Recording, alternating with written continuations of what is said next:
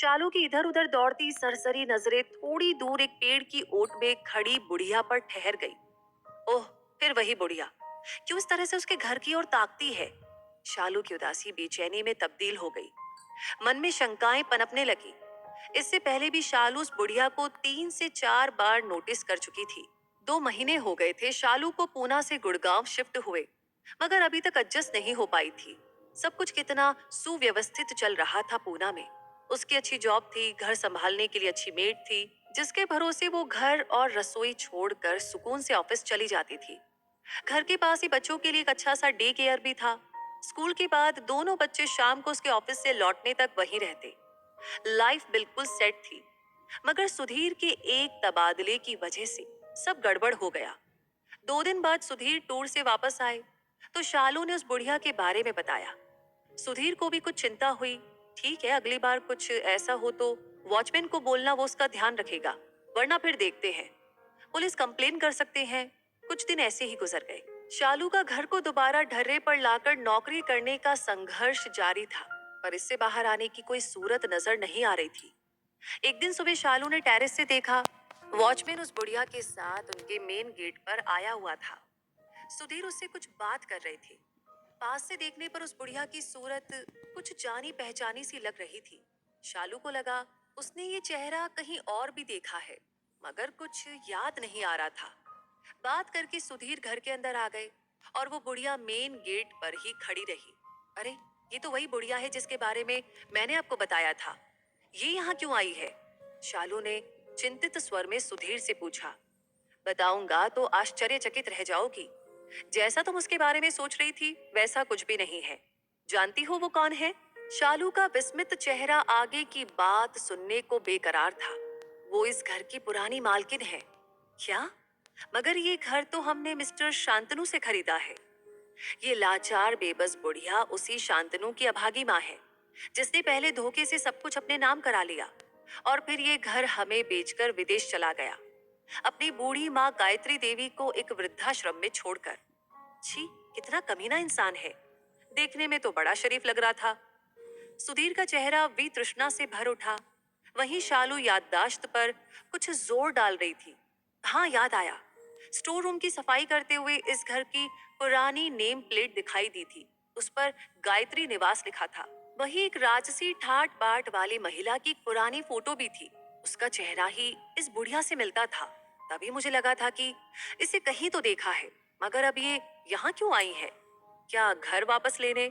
और हमने तो इसे पूरी कीमत देकर खरीदा है। शालू चिंतित हो उठी। नहीं नहीं, आज इनके पति की पहली बरसी है।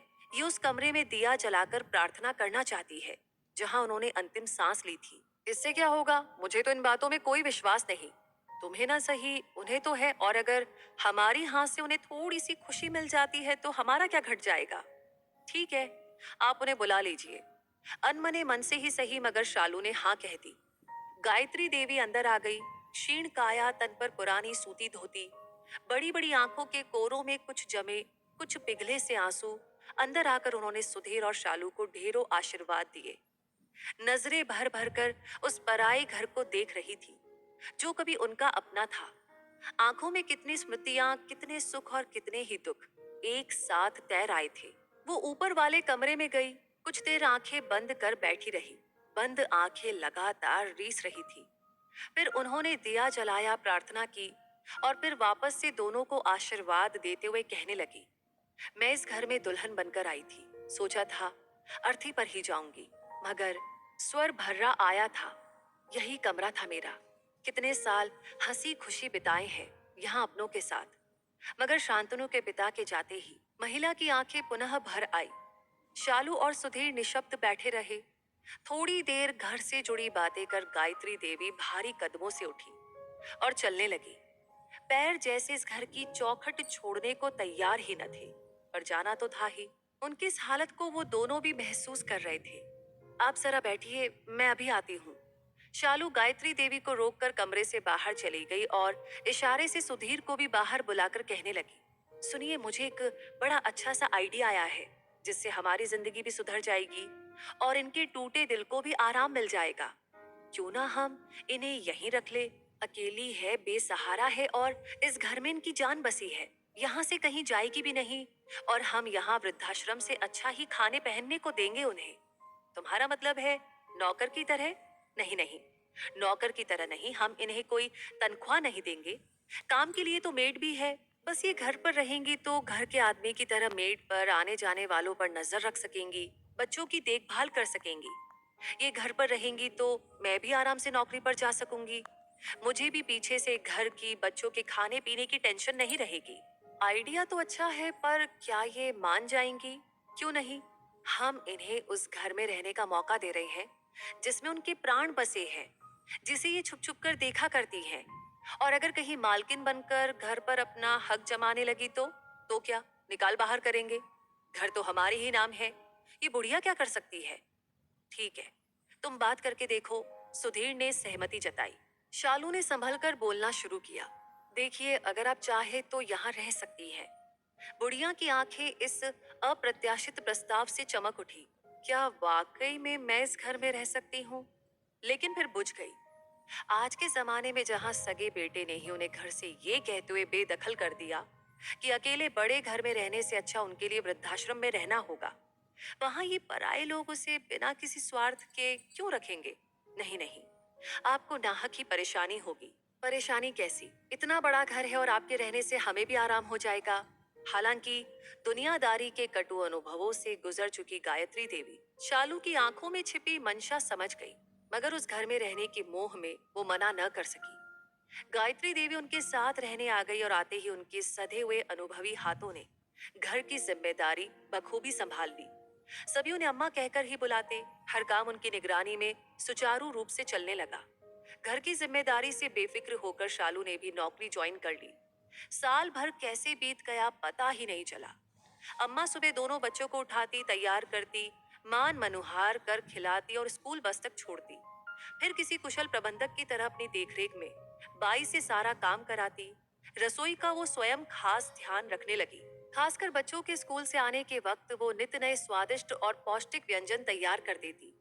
शालू भी हैरान थी कि जो बच्चे चिप्स और पिज्जा के अलावा कुछ भी मन से न खाते थे, वे उनके बनाए व्यंजन खुशी खुशी खाने लगे थे।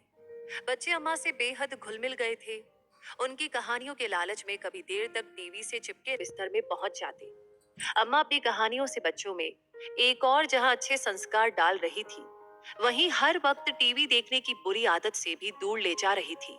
शालू और सुधीर बच्चों में आए सुखद परिवर्तन को देखकर अभिभूत थे, क्योंकि उन दोनों के पास तो कभी बच्चों के पास बैठकर बातें करने का भी समय नहीं होता था।